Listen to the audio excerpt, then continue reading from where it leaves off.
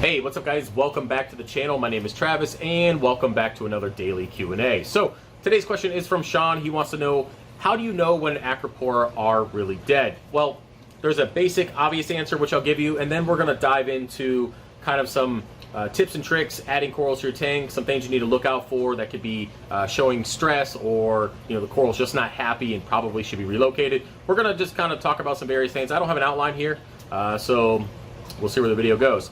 Now, the obvious answer is when the Acropora is completely white, meaning it doesn't have any skin, polyp extension, and it's just kind of like a shinier piece of rock in your tank. Now, if you leave that coral in there, it will eventually turn the color of the rock and kind of just blend in. That's really how our oceans are built. The underside of corals will die and then eventually turn into rock, and that's how the ocean grows. It happens here in the 300. One of these colonies here, before I took it out, one of the torts, the underside was dying just because it wasn't getting enough light, and it was really just turning into more rock, and it did look pretty cool, but well, when Big Bertha started doing damage, I just removed that and kind of cleaned it up. So with that said, that is the obvious answer. When it turns white, no skin, no polyps, it's usually dead. Now, if you're wondering why my voice is cracking, it is choke week in jiu-jitsu, and I'm all sorts of swollen. That's why I'm making this video now, because the lights are about to go off, because I'm probably not going to have a voice tomorrow. And yeah, so that's why I'm sounding pretty weird. So anyways, moving back to the Acropora. Now, when you're adding Acropora to your tank, for those of you who are new, this could be stressful to a certain extent. If you're not really familiar with Acropora, or what type it is, or kind of what light it is, or kind of really anything, a lot of us honestly go to the store and go, hey, that's a pretty cool looking coral. I'm just going to buy it and put it in my tank and see what happens. Now, unfortunately, most of the time we do that. If we don't have any experience with acros, they tend to die off just because water parameters might not be good or stable enough, or the lighting is too bright, or vice versa, is too dark.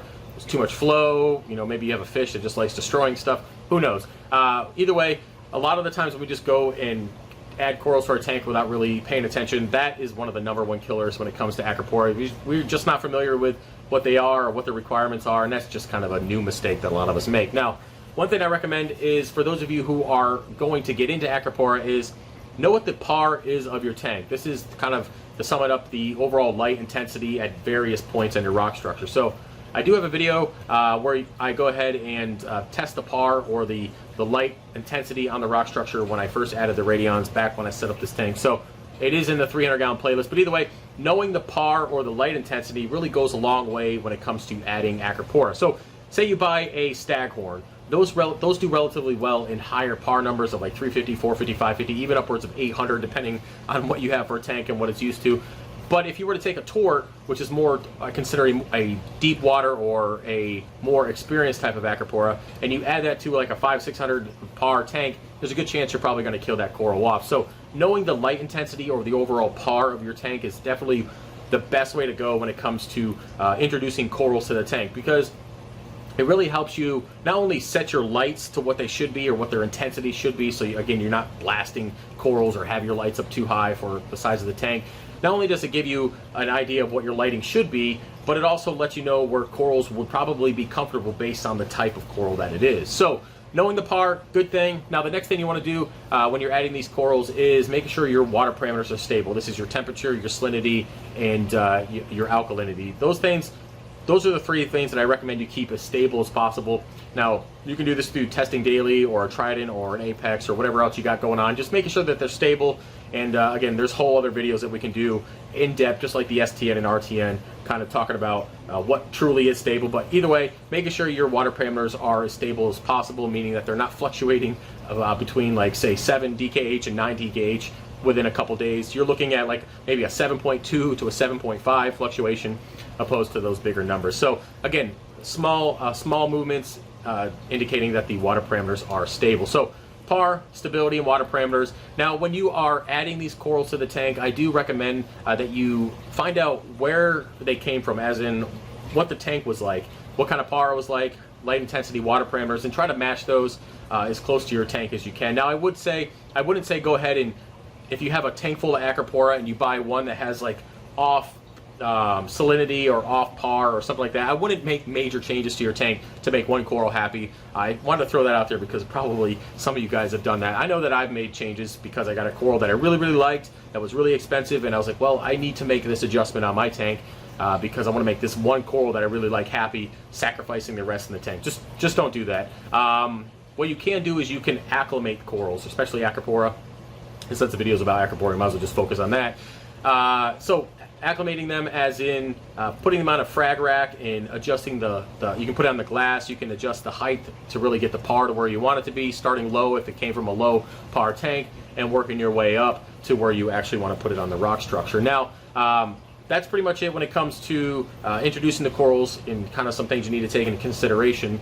So now that the coral's in the tank, what should you be looking out for? Now, the first thing that a lot of people experience if you're new to the hobby is there's actually two things. They're actually two opposites. You're either going to turn the coral white really quickly, it's going to bleach out and eventually, STN or RTN out, or vice versa, it's going to get really, really dark. It's not going to have a lot of polyp extension. It's just going to kind of turn into this weird brownish type of color. Those are two very common things, and there's for two totally different reasons. One, if you're getting really white corals and you're kind of bleaching them out, you could have too high of light, or you could have really low nutrients. Vice versa, if you're getting dark corals and they're just not happy with not very good polyp extension, you might just have too many nutrients and not enough light. So you got to find that happy balance there, and that's why we use the rack to kind of set the par level to get it where you think it should be or where it came from based on the color that it currently is, and then of course making sure our nutrients are where they should be. Now, once the coral's in the tank and its coloration is changing, well, as long as it's not going to one extreme or the next, you should be okay.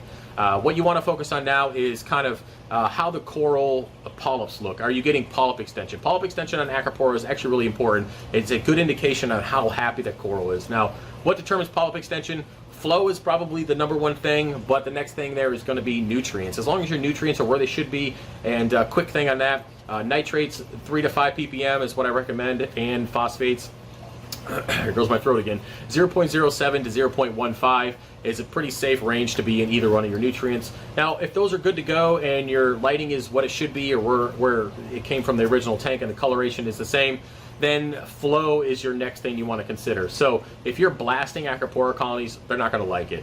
For me, I like to take power heads. When this tank was full of coral back in the day, live stream day, when it was full of that, I used to take the power heads and bounce them off the front and back glass, point them down to the bottom of the tank. I never actually blasted any colonies if I could help it. I know that the fish, Big Bertha, would go around and bump the power heads and kind of have them shooting up one day, spilling water up onto my radions, or vice versa, pointing all the way down. I mean, it is what it is at that point. But if I could help it, I never really blasted any colonies. Now, when it comes to Acropora, they do like a lot of flow, and I find that having a lot of flow, and #1 reason why I have a bare bottom tank is so I can have a lot of flow. And when they do have a lot of flow, I find that they have stronger skeletal structures and stronger bases, and you can grow bigger colonies and not worry about them getting normally broken, unless you got a bullhead little, no, I wouldn't say little, but whatever you want to call her at this point. If you don't have a giant fish destroying your tank, they tend to grow very big with very large, I would say roots, but they're not roots, they're just skeletal structures or base. And so yeah, having a decent amount of flow, allowing the polyps to come out, and various flow, not having direct flow, but having like a pulse or an else mode or something that's different to mix it up is always really good for Acropora. So I'm trying to figure out how I want to sum this up. When you're adding your corals to the tank, I recommend that you figure out what the lighting came from, where that coral came from. If the tank you got it from is kind of off a little bit, don't make any major sacrifices to your main display to make one coral happy. Try to keep everything within a basic medium range. No extremes on nutrients, no extremes on lighting, and no extremes on flow, and you are setting yourself up for success when it comes to growing Acropora. Now, if you do all of that and it still dies, which happens, I find that for me personally, if I have one coral on one rock structure that starts STNing because maybe I had an alkalinity dip or my nutrients got too low and the tank was not happy, that slow tissue necrosis, a lot of people believe that it is bacteria, and again, I think I've done a video on this before, but I can always make another one. I find that it's bacteria related to a certain extent. A lot of people believe that as well. And unfortunately, if I find that a colony is STNing and I can't save it, I usually just take it out completely before it spreads to another colony, which is actually really common.